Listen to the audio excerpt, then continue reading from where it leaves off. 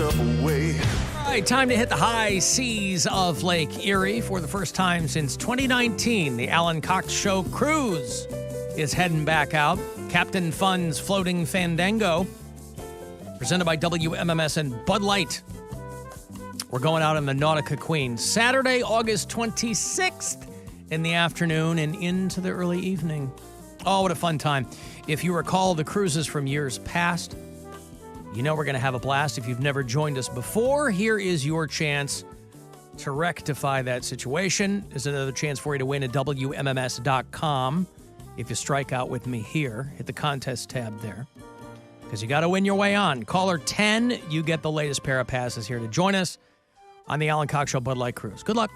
Caller 10, 216-578-1007 or 800-348-1007.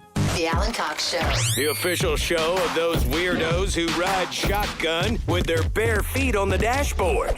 You're a weirdo, but let's do this. On 100.7. WMMS.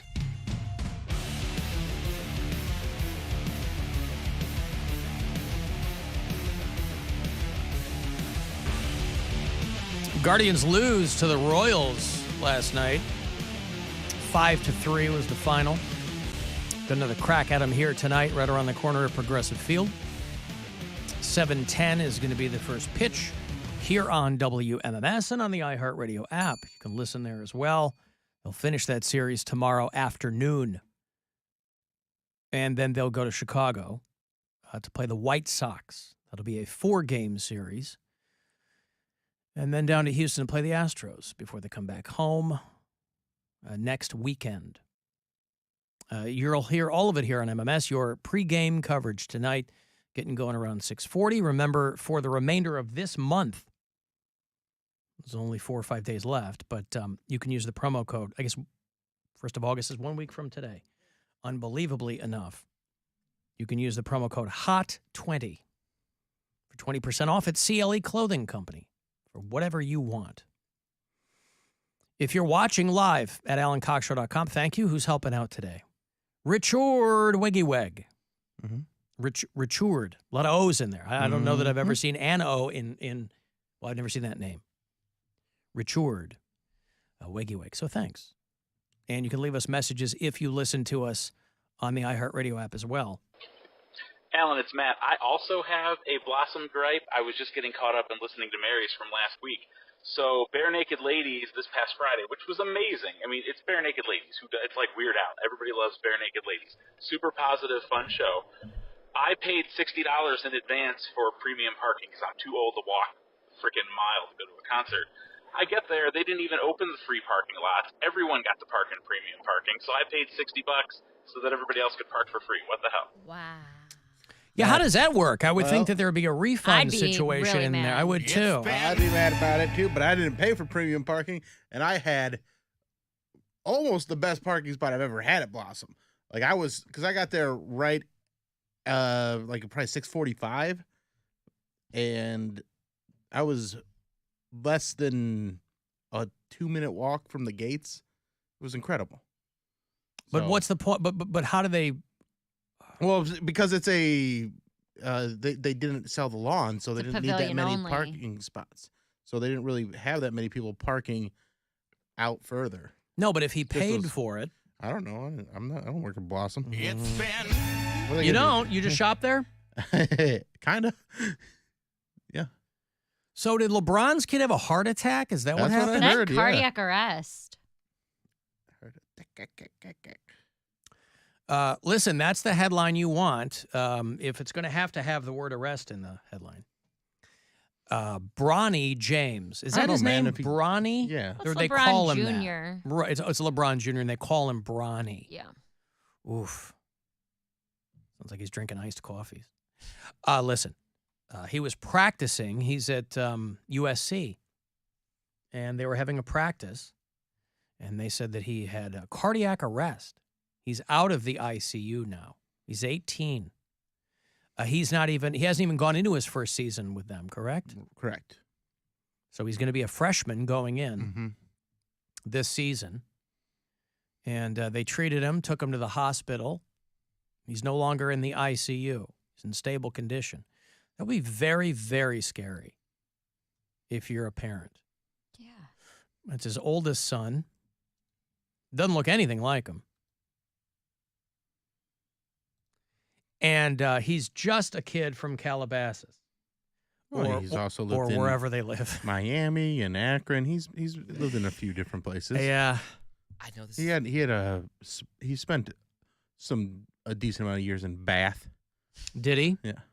He was a little kid when LeBron was still here? Well, he was born when LeBron was first with the Cavs. Okay. And then they moved to Miami, and then they moved back here for a few years. So I see. He's probably He's been alive that whole time? yeah. I didn't do any quick math I on think it. the LeBron had Bronny when he was 19. When LeBron was 19? Yeah. Okay. No, he had a 19-year-old baby. We didn't adopt him. I wanted to make sure that he was like his, when, That is a when flex, he was though. 19. But he's not even 19 years old now, so that would be like a weird time travel thing. And If he just had- wanted to make sure that we were all on the same page. Mary.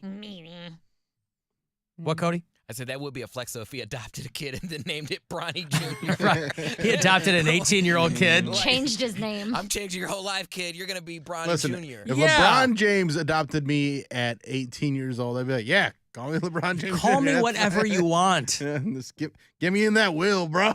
I've been Steve for 17 years. I'll be whatever you want to call me. I'm just looking at their family. I tell you what, Savannah James has to be the prettiest wag that ever existed. I'm She is- sorry, with all due respect. She's a lovely woman. Savannah James is Not the hottest wag of Yes. all time. Yes, she is. False. Who?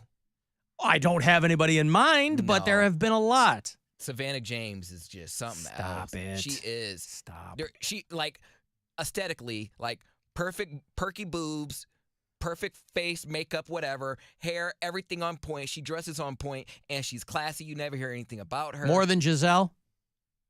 Yeah. Okay. Yeah. She is. I'm sorry. She is. Giselle's not my Fine. type. I'm just asking. Okay. Yeah. Savannah James. What about is- Posh Spice? Yeah, Victor. Oh, Victoria Beckham. Yeah. Is it? Yeah, Hello. that's what David sounds like. Well, they both sound the same. Oh, she's curvy. Like. Hello. Could I speak to your wife? This is. Could I speak to your husband? This is. What about Olivia Culpo? The supermodel. Yeah. No. Just All right. Savannah James is curvy and every. What about Kim Kardashian? She's not a wag. She was. She was. Chris Humphries. They was. can't yeah. stop banging athletes. Yeah. No. No. What Savannah about James- Alicia Cuthbert? I don't know who that is. What Exactly. about, So what position are you in to say, listen, I get it. the So one with the if baby you- teeth if and the you big were- boobs. Kate Kate Upton. Upton. Baby teeth and big boobs. Absolutely. I'm just saying, if you were to get a perfect casting of a WAG character, it would be Savannah James. There were, this is all I'll say. There were rumors many, many years ago that LeBron was messing around with Sharon Reed. Remember Sharon Reed? Oh, yeah. No. No. Okay, Sharon Reed was, I don't even know if she's on television anymore, but Sharon Reed was a news anchor here in Cleveland when I first came to town. We had her on the show in the early days when I was just kind of getting to know all of the local media people. And she got famous locally because she did this bit where she got naked in her newscast. She did a field piece and she got naked for some art exhibit, whatever. And that kind of put her on the map. And then she split and got a gig in Atlanta. And everybody's like, oh, she's leaving town. Was it LeBron or somebody else? It was LeBron, wasn't it? Yeah, it was okay. But her, because she was this like gorgeous black woman in local media, which always happens, is they immediately attach her to like local athletes. So if it wasn't LeBron, it would have been somebody else. It was all nonsense. But Savannah James looks a lot like Sharon Reed. So if it were true, you could say the dude has a type. Now, I don't even know if Sharon Reed is on TV anymore. I think she got like a network gig, but she also had a reputation for being a colossal pain in the ass to work with. So I don't even know if she's like in the business anymore. I think she married a rich dude eventually. So she might just be a kept woman. But she's pretty foxy.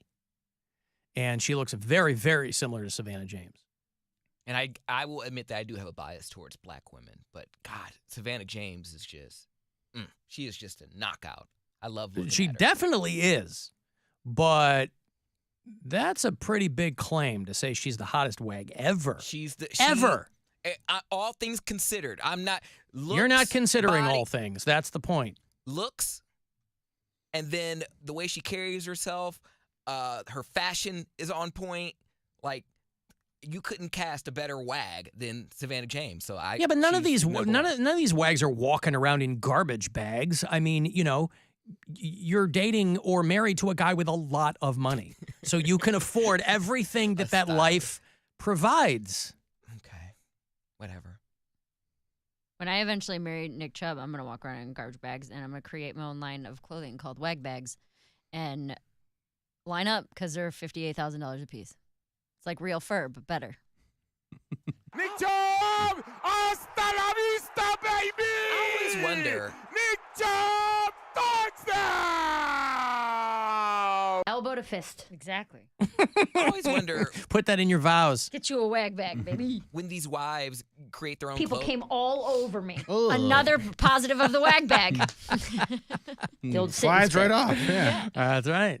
What, Cody? I always wonder when these wags create like their own clothing line or makeup line, are they actually successful or is it just staying afloat because they have their husband's money? What do you think? Well, how do you don't think? know. How do you think they're funded? That's how they got started. I Yes. understand I mean- that, but like there's people like Victoria Beckham who were famous in their own right. So when they come out with a clothing line, it's not because Was of that their- who you're talking about? No, I'm not. I'm talking about like a mid-famous person whose wife, they have just enough money to create a business. And when their wife comes out with a hair or makeup line or expensive bag line, like Mary says, like does it close down immediately? How long does it stay afloat? Do they just get famous because of their husband? Mine's a bag that you wear, though. Like Okay. a garbage bag. It's not an expensive Well, name one handbag. that's successful.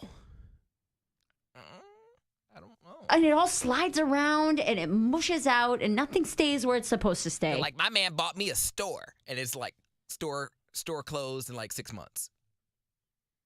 Yeah, but you got the seed money, right? Right. But I'm trying to say, do you have an example of this where they were successful? Okay, Because but yeah, okay. without, obviously, if they're closing in 6 months, then the only reason they got it is because of the husband. Right. But But there are some people who their wives are really into interior decorating, and they're like a home blogger. There's some that open up stores or they just do online. But can you give us an example of someone that is doing this at a high level? That's what I'm curious about. A everyone's success story. Yes, a success story. Like not just someone that's like they dabble. No, I can't give you an example. All right. I think you got your answer then. Okay. I don't know any of these people. But I apparently, By the way, I think wag bags are what you call the little things on the roll when you go out and curb your dog. No, not even close. The poop bags for dogs Not are what wag that's called. bags. You gonna wear those like tiny ones on your No. giant versions of I'm those? creating my own. They're crap bags. Don't worry about me. Those are crap bags. Bill goes right to the. Those are called crap bags, Alan. I use them every day. Huh. One for Back me, door, one which for is the the dog. door that everybody uses. That's right. Whoever Harry Edwards is, she's married to Alex Oxlade-Chamberlain. Well, I don't know what any of those words mean. What? Well, apparently that is a famous. That's a famous ball player, and his wife makes $5.9 million on her own. She's got a bunch of IMDb credits. Well, she's got he's social like a media. British soccer And- player. and Well, that's- thank so you, that's Mary, what- for giving Poundcake an example. I'm saying she's got right, no, 28.9 that's- million and that- Spotify listeners. that I sounds mean, great. and- I don't Sounds know like what she's she killing does. That's what I'm saying. but- But there's some players that are rich, but you don't know who they are. Like they're rich but not famous. They're just a player. You know they're tall. They probably got money, and that's about it. There's a million players that I have no idea who they are, but they're Well, you're not a good example of somebody that knows. Right. I mean, there's all these soccer players that That's are mostly what this is. this huge list. in the rest of the world. We might not know who they are, but soccer fans definitely know who Alex Oxlade-Chamberlain is. Like I know an example. Poundcake from- knows who he is because that's what you say when you're playing hide and seek. Alex Oxlade-Chamberlain. Ready or not, here I come. I think that if you marry somebody who is very much of means, a lot of these guys are like, oh, my wife likes doing this. She likes doing that.